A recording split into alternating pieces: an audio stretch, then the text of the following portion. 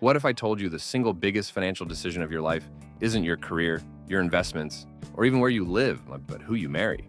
Not because of love, because of math. Because one signature can either multiply your net worth or quietly erase decades of work. Let's run a thought experiment. Imagine you spent 10 years building a business, late nights, sacrifices, risk. Finally, it works. You're profitable, you're stable, you're proud. And then one day, you invite a partner into the company. You give them full access to the bank account, half the equity, half of everything you'll ever earn in the future. You don't check their financial history. You don't ask how they handle money. You just trust the vibes. That wouldn't be romantic. That would be insane. And yet, that's exactly how most people approach marriage. Marriage is a merger. Here's the uncomfortable truth no one brings up at weddings. Marriage isn't just emotional, it's legal, it's financial. It's a merger between two economic systems. When you get married, you don't just share a bed, you share risk. Love might bring you together, but the law ties your balance sheets together. And most people walk into this merger without reading the contract. They know their partner's favorite movie, but not their credit score. That's not romance, that's negligence. The spender versus the builder. Let's talk about the most common silent killer of wealth. Financial mismatch. Not abuse, not addiction, just different wiring. One person feels safe saving and investing, the other feels alive spending and upgrading. One thinks long-term, the other lives in the moment. Neither is evil. But together, it's financial friction on repeat. This doesn't explode overnight. It bleeds slowly. Nicer cars, better vacations, daily conveniences. Nothing dramatic, just enough to quietly destroy compounding.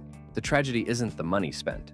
It's the future that never happens. Early retirement that never comes. Freedom that stays just out of reach.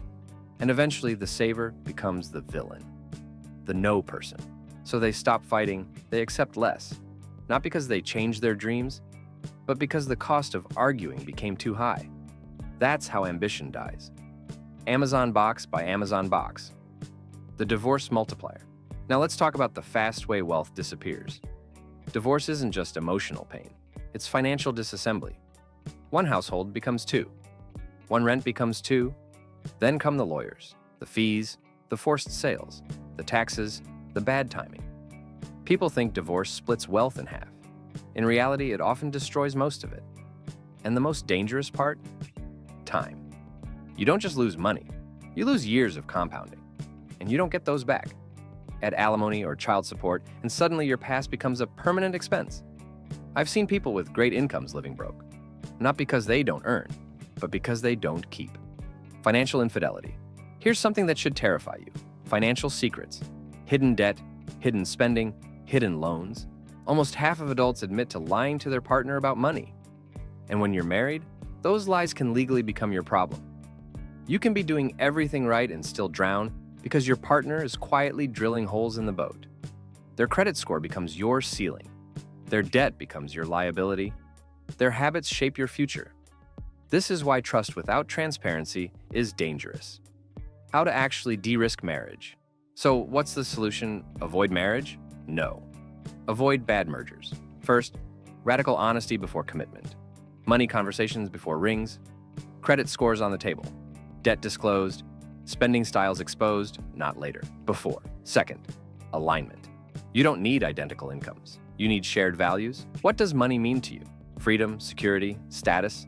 If those answers don't rhyme, pay attention. Third, protection. A prenup isn't planning for divorce. It's planning for clarity. It forces the hard conversations early, when love is strong and incentives are aligned. It's not anti-romance, it's anti-chaos. 6. The upside.